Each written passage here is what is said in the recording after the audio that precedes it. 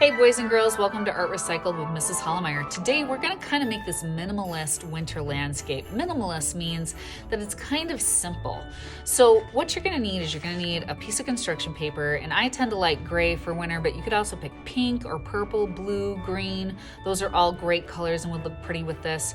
You're going to need a Q-tip to be able to make your snowflakes, and you're also going to need a sponge. If you don't have a Q-tip, right, you could also just use a regular brush, and you're also going to need a tool that doesn't bleed when it gets wet. So that means black crayon or Sharpie, but no Crayola marker.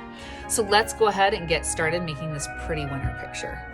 All right, boys and girls, to get started on our winter landscape, as you can see, I have my big gray paper going vertically.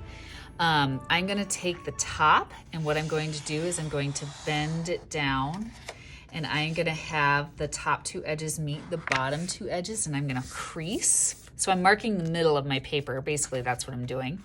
And then I'm going to open it back up. All right, now what I'm gonna do is I'm gonna focus on the top half here, and I have my black crayon, and I'm gonna start drawing my forest or my bare winter trees. So I'm going to start at the crease here, and I'm going to start on one side. It doesn't matter. You can start over here or over here. I'm going to start over here. I'm going to take my black crayon and I'm going to push up, and I'm going to draw a large capital Y that goes all the way to the top of the paper like that. Now this is going to be the trunk of my tree. So what I'm going to do is I'm going to color this in just a tiny bit more to make this a little bit thicker, because trees tend to go from being really thick to slowly being a little bit thinner. Once I have that done, I'm gonna touch my tree branch over here, and I'm gonna draw another big capital Y, and this one's gonna go all the way to the edge of the paper. And the thing about tree branches is they always go sideways or they always go up. It's not very often that you see a lot of them pointing down because they're trying to reach towards the sun. So when I draw my Ys, I kind of go vertically up or to the side. I'm gonna make one on the other side that's about the same size as that. I can touch it a little bit in a different spot though. I'm gonna go out, up, and up like that. Now this looks weird, kind of being blank in the middle, so I'm gonna put another Y in there. I'm gonna touch in a different spot on either branch, it doesn't matter. And now I'm gonna make another Y that goes to the top of my paper. And remember, if I go too fast, you can pause the video whenever you want. So now I'm gonna add a couple more big branches like that. I'm gonna go down, go out, make another big Y. And here's the cool thing, if these branches crisscross each other, it doesn't matter, because a real tree, they would kind of look like that. So I'm gonna make another one, up and out, and crisscross over my other branches. So now, as I keep making Ys, notice I'm just doing the same letter over and over again. As I go up and I move out towards the tree, my Ys are gonna get a little bit smaller, because trees kind of go from big branches to little branches, right? So I'm gonna add a whole bunch more of these little Ys. Some are medium size, some are shorter and smaller, but this is what's gonna make my tree kind of look more realistic. And there we go. So now when you have one tree done, you're gonna basically just move over to this side, and you're gonna do the same thing again. Except when you make this one, it's gonna crisscross over this one a lot. But that's okay. Like I said, in a real forest, it would look like that. So here we go. I'm gonna go up, make a large capital Y, fill in my tree trunk a little bit. Gonna make another Y that goes to the edge of the paper like this. And another one that goes out. This one's gonna crisscross over my first tree, but again, don't really care, right? And again, this weird blank spot looks kind of weird, so I'm gonna add another Y in there that goes to the top of the paper.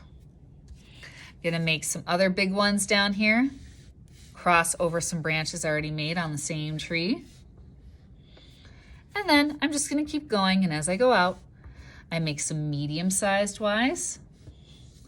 And then as I get to the ends of the branches, I start making some little Ys. Now the next question that I typically get from my first grade students is, can we make little trees? And I say, sure, but if you want to make smaller trees, remember, they should look like they're kind of in the background, right? So that means I'm going to move up on this space just a little bit. And so maybe I would make one right over here, and I'm going to make a shorter tree trunk. There's my Y. And then this one's gonna have little Ys that kind of shoot out.